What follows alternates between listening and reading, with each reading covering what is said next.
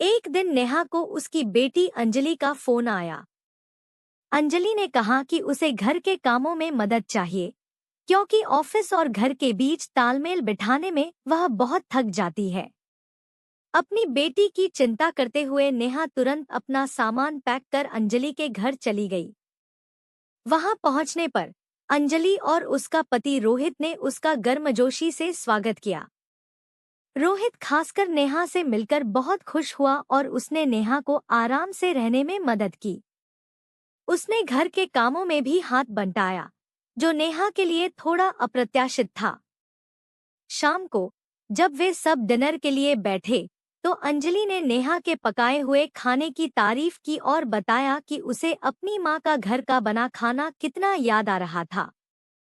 रोहित ने भी इस बात से सहमति जताई और मजाक में नेहा के सामने अंजलि की तारीफ की, जिससे दोनों के बीच हल्की फुल्की नोकझोंक हो गई। अगले कुछ दिनों में नेहा ने देखा कि अंजलि और रोहित के बीच कुछ तनातनी चल रही है। हालांकि वे इसे छुपाने की कोशिश कर रहे थे, लेकिन नेहा ने रात में उनके झगड़े की आवाजें सुनी। एक दिन दोपहर में नेहा ने अंजलि से बात करने का फैसला किया और उसे कॉफी लाकर दी। पहले तो अंजलि ने बात को टालने की कोशिश की, लेकिन नेहा ने जोर दिया कि वह जानना चाहती है कि सब ठीक है या नहीं। अंजलि ने झुंझलाते हुए अपनी माँ से बात की। उसने बताया कि ऑफिस का काम और घर की जिम्मेदारियां उसे थका रही हैं। दूसरी ओर रोहित उससे ज्यादा ध्यान की उम्मीद करता है, जो अंजलि की थकान के कारण संभव नहीं हो पा रहा था। नेहा ने धैर्यपूर्वक उसकी बातें सुनी और समझाया कि चाहे वे कितने भी व्यस्त क्यों न हों, एक दूसरे के लिए समय निकालना बहुत जरूरी है। उस शाम को रोहित जल्दी घर आ गया और सुझाव दिया कि वे सब बाहर डिनर करने चलें। अंजलि का मन नहीं था, लेकिन रोहित के बार बार कहने पर नेहा ने हामी भर दी।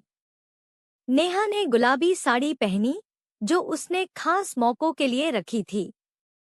जब वह बाहर निकली तो रोहित ने उसकी तारीफ की और कहा कि वह अपनी उम्र से काफी छोटी लग रही है।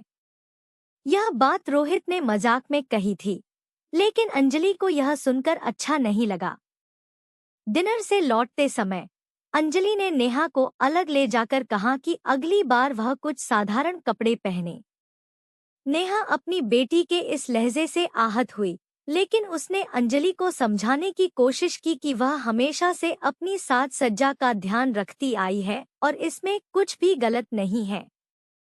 फिर भी उसने इस बात को ज्यादा तूल नहीं दिया और सोने चली गई। अगले दिन सुबह रोहित नेहा से कहने लगा कि वह उसके लिए थोड़ा ज्यादा लंच पैक कर दे, क्योंकि उसके ऑफिस में सभी ने खाना बहुत पसंद किया था। उसने यहाँ तक कहा कि उसका बॉस भी नेहा से मिलकर उसका खाना चखना चाहता है।